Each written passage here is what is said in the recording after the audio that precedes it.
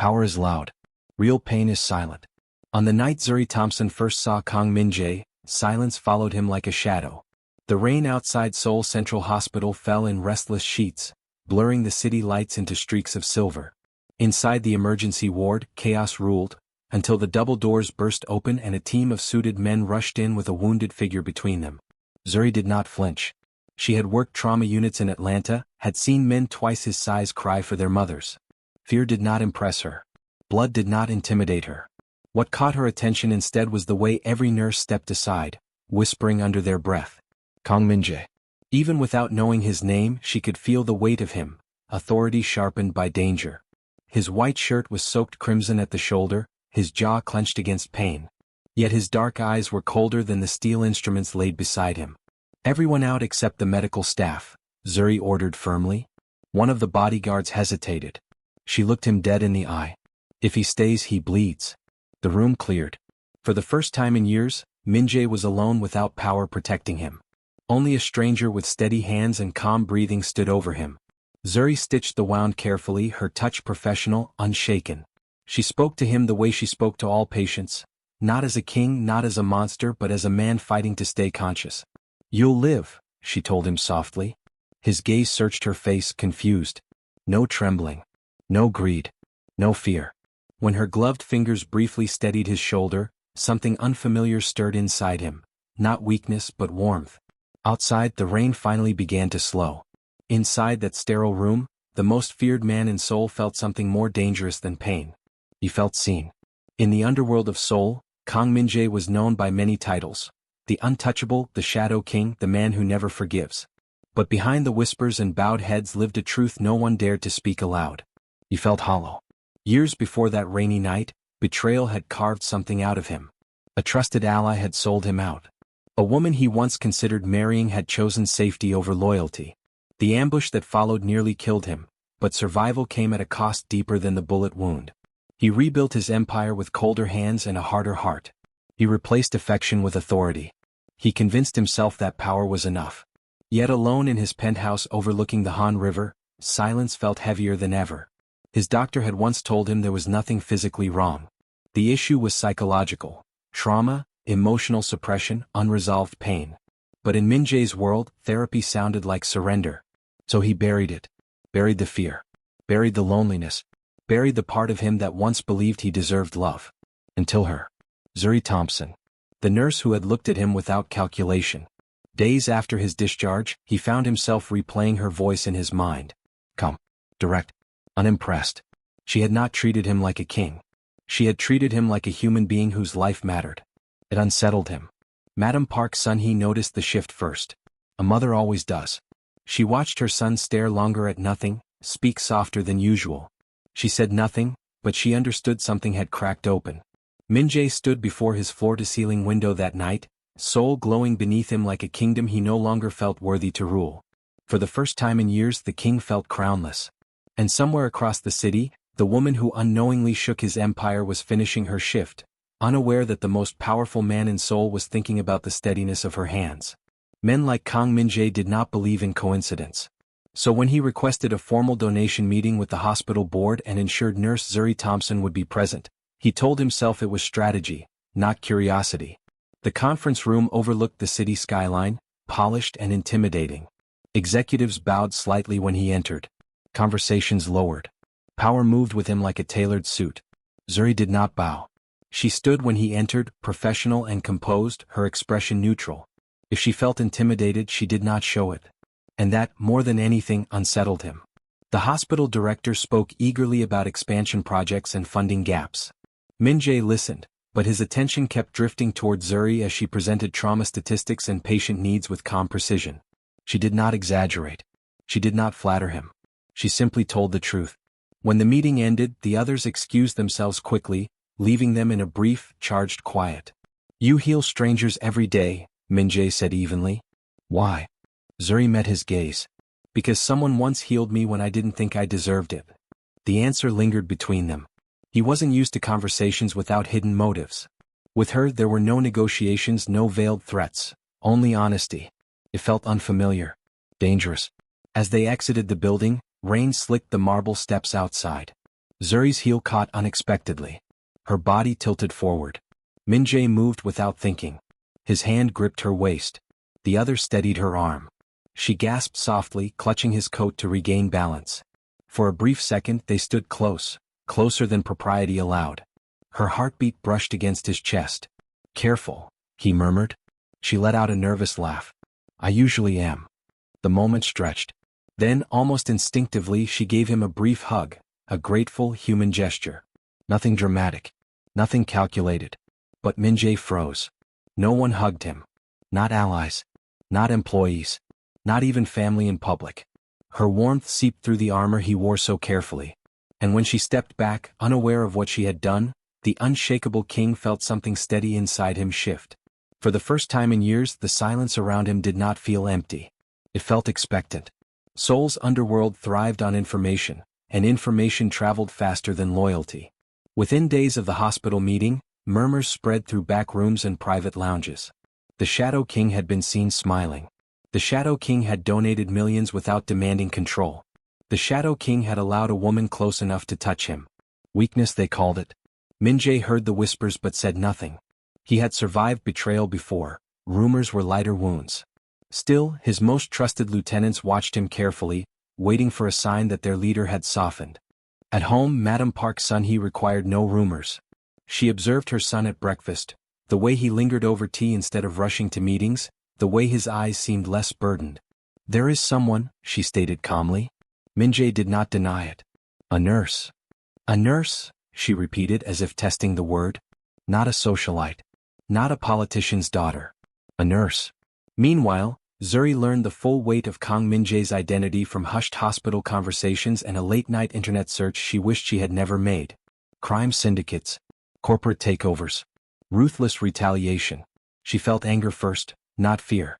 The next time he visited the hospital under the pretense of reviewing donation plans, she asked him directly. "Is it true?" He held her gaze. He could have lied. In his world, truth was optional. But something about her demanded honesty. "Yes." She studied him carefully, searching for cruelty in his expression. Instead, she saw exhaustion. "I don't see a monster," she said quietly. "I see someone who's been hurt." The word struck deeper than any accusation. No one had ever described him that way.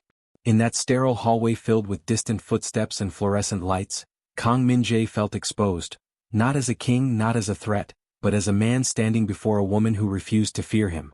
And for the first time he wondered if being seen was more terrifying than being hunted. The city never truly sleeps, but inside Seoul Central Hospital, a quiet evening made space for something unexpected. Kang Min-jae arrived under the guise of checking on the funding reports, yet his steps were slower, more deliberate. He had no bodyguards tonight, only the faint echo of his own presence. Zuri noticed immediately. She didn't flinch, didn't question, just gestured him to sit in the empty consultation room. His usual aura of intimidation was present, yet subdued. She sensed the invisible wound he carried, the one no surgery could fix. "You've been quiet these past days," she said softly, folding her hands. "You think isolation protects you, but it doesn't. It only deepens the scar." He looked at her, surprised. Few people had ever acknowledged his pain without flattery or fear. Even his closest allies saw only the empire, not the man beneath. "And what would you know of scars?" he asked, the edge of challenge in his tone. "I've seen them," she said simply. "I felt them.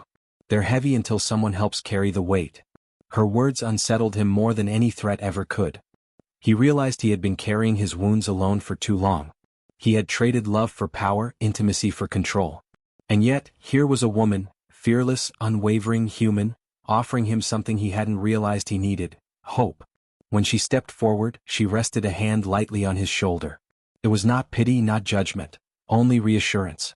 Almost instinctively he leaned into the contact. She held him, and for the first time in years he allowed himself to exhale, to let a fraction of his walls crumble. The embrace was brief, simple, yet profound. It was a quiet acknowledgement that healing could begin without ceremony, that connection could exist without obligation. And as Min-jae pulled back, meeting her steady gaze, he understood. This woman wasn't just a nurse tending to his body. She was tending to his soul. Something inside him shifted. Something inside him began to hope. Change had a cost, and Kang Min-jae was beginning to understand it in ways that no battle or business deal had ever taught him. After weeks of quiet reflection, guided by Zuri's insistence on confronting his emotions rather than hiding from them, he started making small shifts, delegating decisions, listening more, even allowing himself moments of vulnerability. But the underworld is unforgiving. Rumors of his softness spread quickly through his networks. Rivals began circling, testing the limits of the man who once feared nothing. And with each whispered threat, the risk extended beyond Min-jae himself. Zuri's presence at the hospital, once a source of comfort, now made her a potential target. Daniel Thompson, Zuri's protective older brother, arrived in Seoul without fanfare, his eyes sharp with concern. The moment he saw Min-jae, he assessed him, the power, the influence, the danger, and then his gaze softened as it settled on Zuri. "You need to be careful," he warned, his voice firm but quiet. Zuri shook her head. "I can take care of myself. I'm not his weakness, Daniel. I want to be his strength." The word surprised Min-jae. Strength. That was exactly what he had never believed he deserved. Someone seeing him not as a shadow of fear or power, but as a man who could be whole again.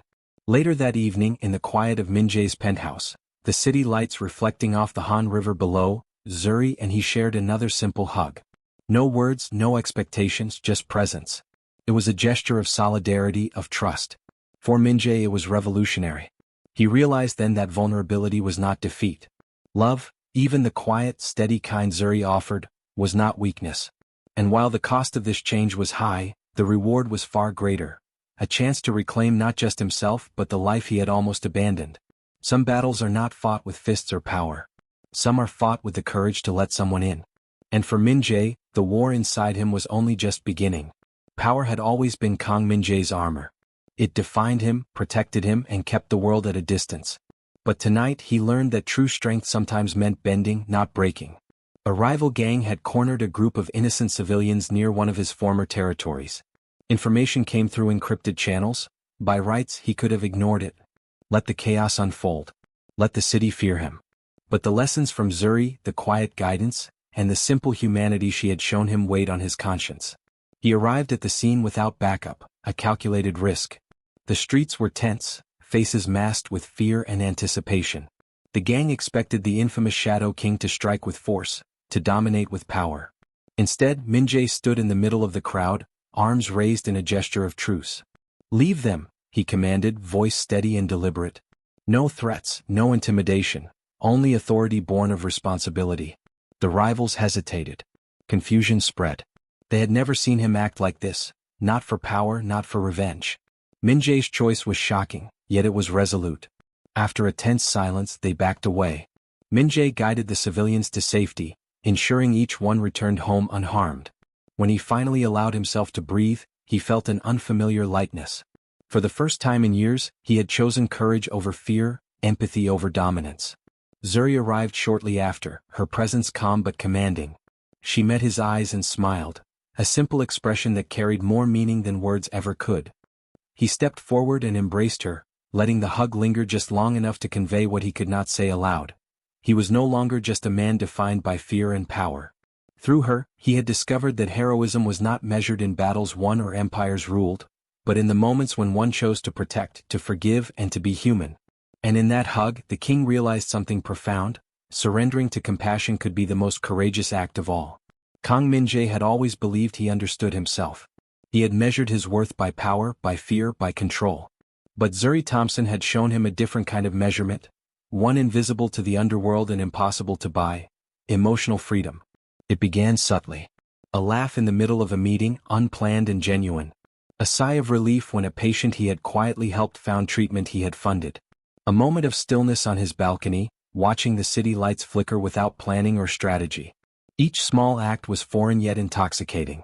And then it happened, the unthinkable. He felt alive again. Truly alive. He walked into the hospital one evening to check on the trauma wing, expecting to maintain his composed, distant persona. Instead, he found Zuri organizing supplies, her smile bright even under fluorescent lights. Without thinking, he stepped forward and embraced her openly, fully. No hesitation. No restraint. No calculated distance.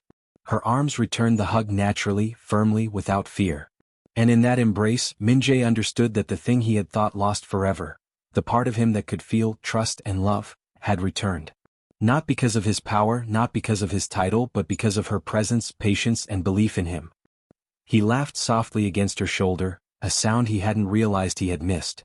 The tension that had gripped his shoulders for years melted, replaced with something far heavier yet far more liberating: hope. The unthinkable was simple yet monumental. Kang Min-jae could feel again. And Zuri, standing in that embrace, understood too. She had not healed him with grand gestures, but with quiet strength, consistency, and the courage to stay when others would flee. In that hug, the king discovered what it truly meant to be a man. Not feared, not invincible, but human, vulnerable, and finally free. It was more than power reclaimed. It was life rediscovered. Madame Park Sun-hee had ruled her household with quiet precision for decades, her presence as commanding as her son's feared reputation. She had watched Kang Min-jae change in ways subtle yet undeniable. The whispers of Zuri Thompson, the nurse who had touched his soul, had reached her ears, and curiosity, tempered by caution, compelled her to meet the woman herself. The first meeting was formal. Zuri arrived with calm confidence, unshaken by the lavish surroundings or the understated scrutiny of the woman who had shaped Seoul's most feared man. Madame Park studied her silently, noting her poise, her unwavering eye contact, and most importantly, the sincerity that radiated from her. "You have entered a dangerous world," Madame Park said softly, her voice both warning and assessing. "Yet you remain unafraid. Why?" Zuri met her gaze without flinching. "I don't see a man who needs protection or a king who needs flattery. I see someone who deserves honesty, someone who deserves the chance to be whole." The words hung in the air. In that room nothing could be faked, and Madame Park understood, this was no ordinary woman.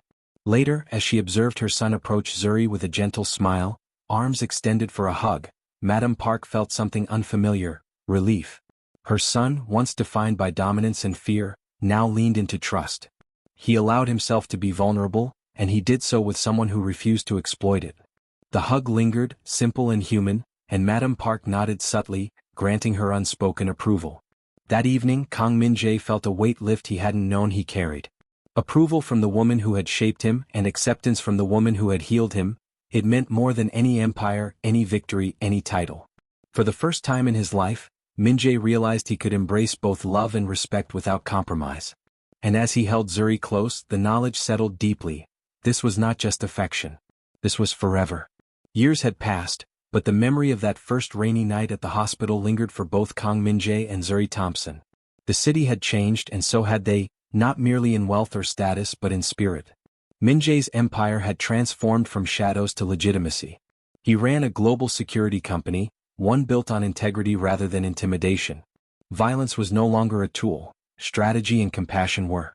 And Zuri had established a trauma center in Seoul, serving those who once had no hope. Together they had rebuilt not only themselves but the lives of countless others. On the day of the center's grand opening, the air buzzed with celebration. Families, staff and patients gathered, their laughter mingling with the soft rustle of cherry blossoms in the courtyard. Zuri moved through the crowd with ease, her heart light, but she knew her eyes kept finding him. Min-jae approached quietly, no guards, no entourage, only presence. He reached her side, and in that simple moment the weight of his past fell away.